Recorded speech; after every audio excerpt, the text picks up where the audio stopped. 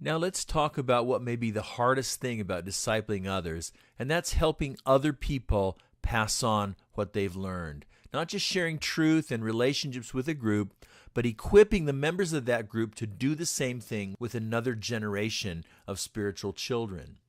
As we saw in week 3 about multiplication, that our goal as disciple makers is not just to help other people grow in their own Christian life, but we always have in mind the intention to equip people to help other people as well, to keep that chain moving forward. And so whatever you pour into their life, it's not automatic that those things are going to get passed on. And so you want to always be thinking about how you do things in your group. Will others be able to do what you do with them?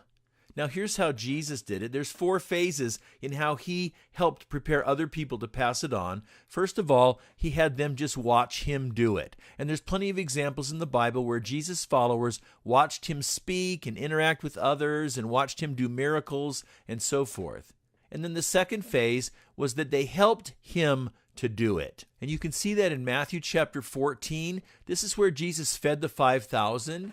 And in verse 16, you can see Jesus gave them an assignment. He said, you give these people something to eat. Well, they didn't have much to offer. So Jesus, in verse 18 and 19, he multiplied the resources that they had. But then you look at the end of 19, Jesus had the disciples get involved, helping him with this task by distributing the food. And then in verse 20, he had them go out and pick up all the leftovers as well. So they helped him do it. And then the third phase of Jesus' process was to have them do it under his supervision. We see this in Luke chapter 10. In verse 1, he appointed 72 of his followers, and he sent them out to go to these different towns and places. And then if you look down at verses 8 and 9, he gave them specific instructions about what they were to do and what they were to say while they were out there. And then looking down at verses 17 through 20, when they returned, he debriefed with them. They told him how it went, and he gave them instructions on the heels of their experience. So first they watched him do it, then they helped him do it, then they did it under his supervision, and then eventually they were able to do it without him. And we've already seen the various passages where he sent them out into the world, and then he ascended to heaven and left. So the idea is to find practical ways to get people involved with you in what you're doing. Don't do it all yourself. A good test is, can the group function if you're not there? Now, maybe not at first, but before long, it should be able to function if you're not there because different people are doing what you would normally do.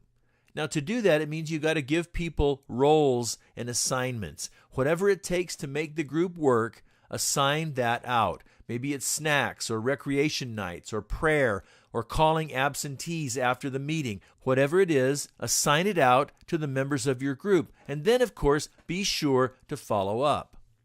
Now, one great assignment that I've used that I think is really helpful to help people begin to think and act multiplicationally is to have people teach someone else what they've learned. They take something that they learned in the lesson and intentionally pass it on to someone else that week. Even if it's just to their spouse or their boyfriend or one of their kids or their roommate, the point is they're passing on what they've received. That's the essence of multiplication. And then, of course, again, have people report back on how that experience went.